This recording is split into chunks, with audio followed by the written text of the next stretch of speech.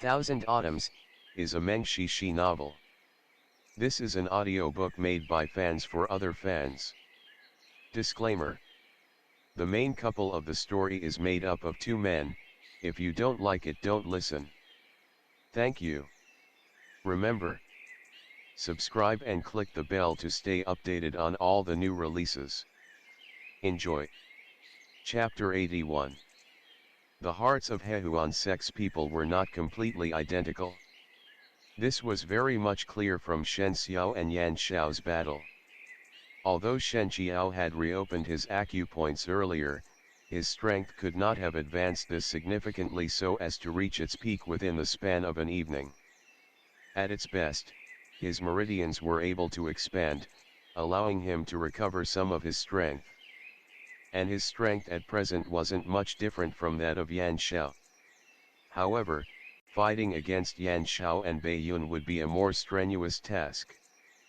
But Bai Yun gradually decided not to interfere after seeing how Shen Qiao focused all of his energy into pursuing Yan Xiao. He allowed Shen Qiao to ride out his winning streak, while Yan Xiao was beset by one problem after another. Yan Xiao was filled with great hatred. Moreover, he did not want to be underestimated by the rest, so he wanted more than anything to kill Shen Qiao on his own. Who knew that the Shen Qiao of the present was completely incomparable to the Shen Qiao of the past? His Shan He Tongbei sword was enough to ward anyone from approaching him. Yan Xiao had wanted to change from his defensive position to an offensive one, but remained unable to for fear of the screen of light from the other man's sword. Amidst the light, the powerful and infamous blood-stained monk had been suppressed to the point of being unable to land a single strike on his target. He knit his eyebrows severely as he wore a grave and stern expression, as beads of sweat appeared on his forehead. He was cornered. Inevitably at some point, he was careless, and at that very moment, the light of the Shan He Tongbei sword expanded vigorously, heading straight between Yan Xiao's eyebrows.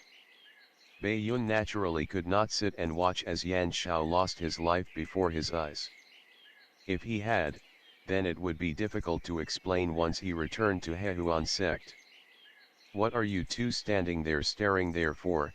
he shouted directly at Xiao Se and Bai Rong. As he did this, he raised one hand and prepared to strike in Shen Qiao's direction. Xiao Se and Bai Rong could no longer stand on the sidelines and watch the way that they were. They immediately entered the battle, each one prepared to attack Shen Qiao. However, when two experts are battling, a myriad of changes can take place within the blink of an eye. The moment that they had already made an attempt to interfere with the battle, they already heard Yan Xiao's tragic cries. This omen of death arose from within the curtain of light emitted from the sword, and as the light vanished, did it come crashing down. An arm tumbled down from the roof to the ground. The moment they caught sight of it, they knew that it was clear that Yan Xiao had lost his upper arm. He repeatedly made an attempt to retreat, trying to stop the bleeding as he wore a face hideously distorted by pain. He, too, nearly fell from the roof, naturally unable to participate in battle again. Bai Yun and Shen Qiao exchanged a number of moves in their battles, before the man came to the sudden realization that Shen Qiao did not use up all of his strength in battling Yan Xiao just then. Rather, the jian qi of his sword remained abundant, and flowed without pause. Bai Yun considered the advantages and disadvantages of prolonging this battle, and believed that, even if he emerged victorious, it would be a wretched sort of victory. Moreover, he did not have any sort of profound hatred for Shen Qiao. Even if he were to kill him, it would not be much to his advantage. It would have been better to use a little over half of his strength so as to prevent Shen Qiao from fulfilling his desire to kill Yan Xiao instead of engaging with him for very long. Right then, Xiao Se shouted, "Bai Yun Zhanglao, Yan Zhanglao isn't looking good." Outside of having lost his arm, Yan Xiao's entire body was covered in dozens of internal and external wounds of varying sizes. At that moment, he had lost a significant amount of blood. Even if he had closed his appointment to stop the blood from flowing, he would have had to circulate his inner strength and breathing. It wouldn't have reduced the bleeding by any significant means anyway. The more fatal thing was that the technique Yan Xiao utilized to earn his reputation as the blood-stained monk required the use of the right hand that he had lost. Even if they were able to save his life, his strength would be reduced by a significant amount with the loss of this hand. And this, for those who studied Wuzhong, would be the most fatal blow. His mind was filled with hate for Shen Qiao, and hate for Bei Yun and the others who only stood and watched. Combined with hate and anger, he could only faint away.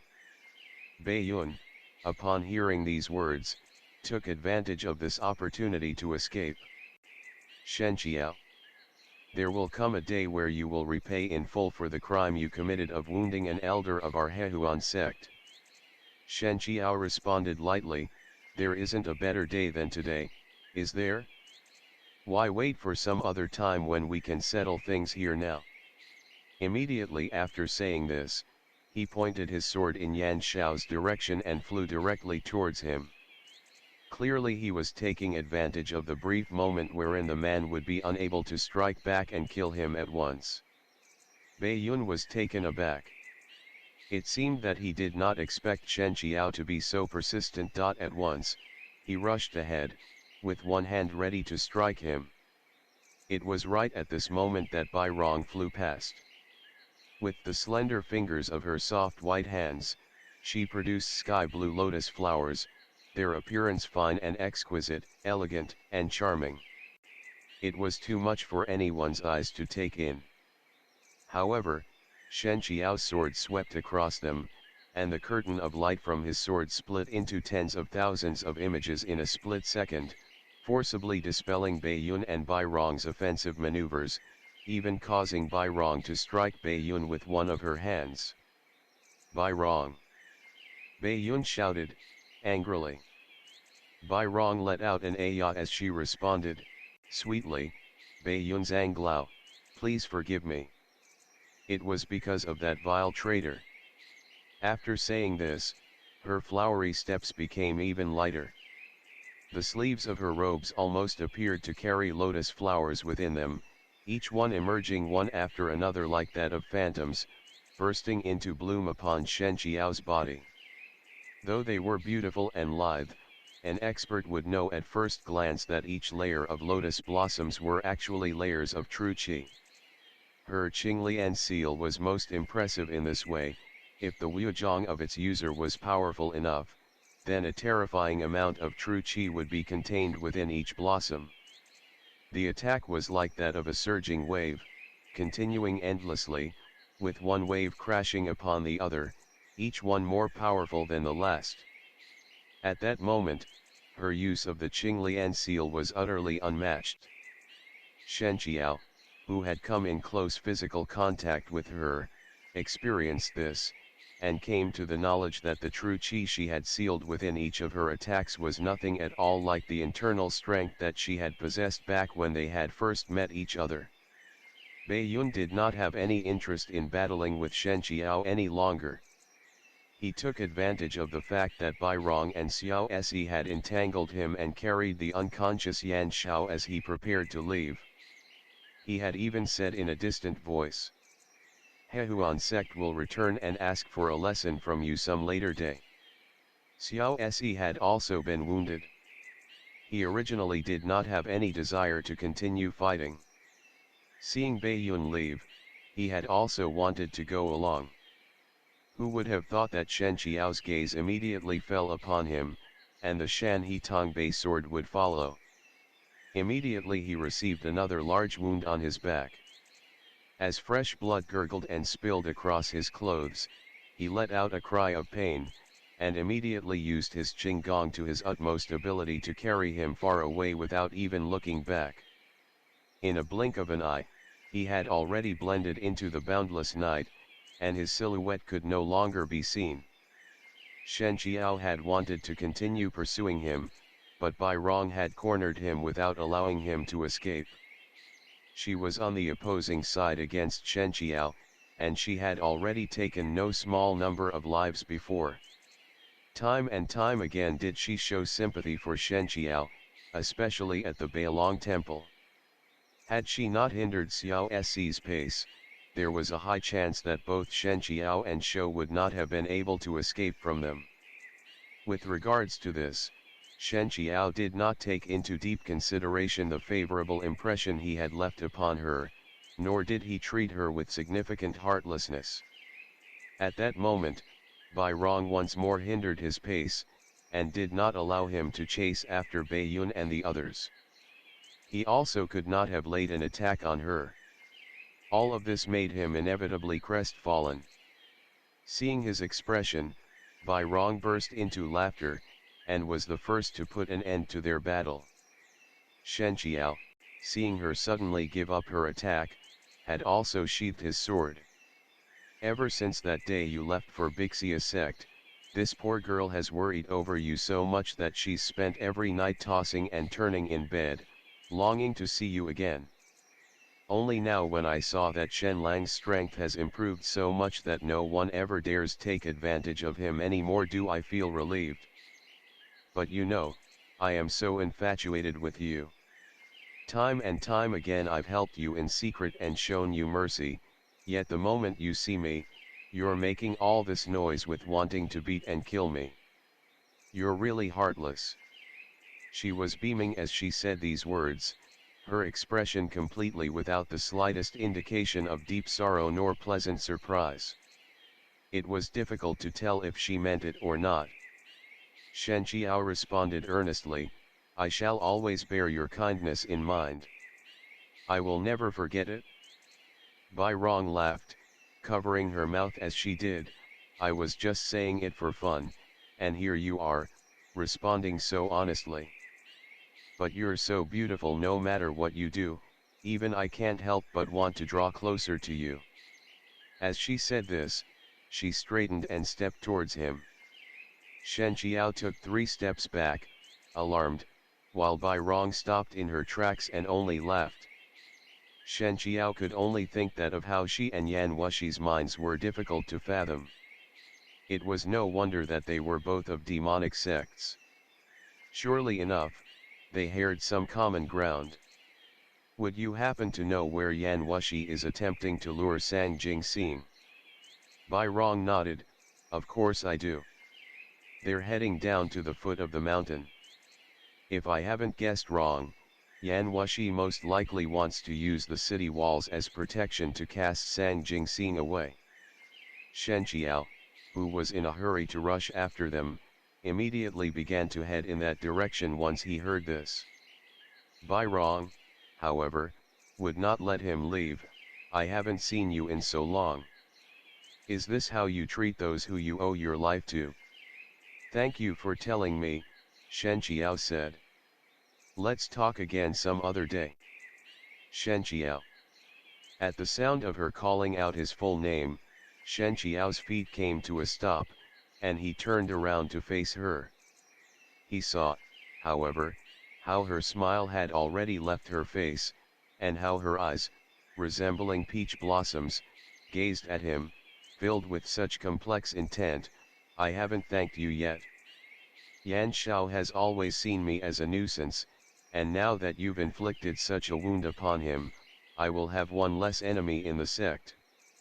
But Shen Lang, at the end of the day, I am a member of Hehuan sect. The next time the two of us meet, if you still insist on opposing us, I won't be able to have mercy on you any longer. Shen Qiao was silent for a moment, before saying, you want to become leader of Hehuan sect. Bai Rong seemed somewhat astonished, before once more regaining her sweet appearance. I assumed that Shen Lang was completely indifferent towards me. I didn't think that you'd be able to figure that out. Shen Qiao sighed. He thought about the unceasing internal strife within Hehuan sect, how each act of violence was more serious than the last, and already had some words to say. In the end, however, he did not say a single one. He could only cup his hands and respond, I hope that you will look out for and take care of yourself, and that we may meet again. Bai Rong watched as his silhouette grew smaller in the distance, and stuck her tongue out at him, "Stupid Shen Lang." Shen Qiao used his Qinggong to its utmost strength, his figure rushing forwards. However, though he had searched for almost the entire evening, he found no trace of Yan Wushi nor Sang Jingxing. Logically, with the fact that Yan Wushi's strength having yet to fully recover, Sang Jingxing could not have been unable to capture him after pursuing him for this long. Even if the two of them fought at the same time that they ran, then with his Qinggong, he still would most likely have caught him after putting up with this for most of the night.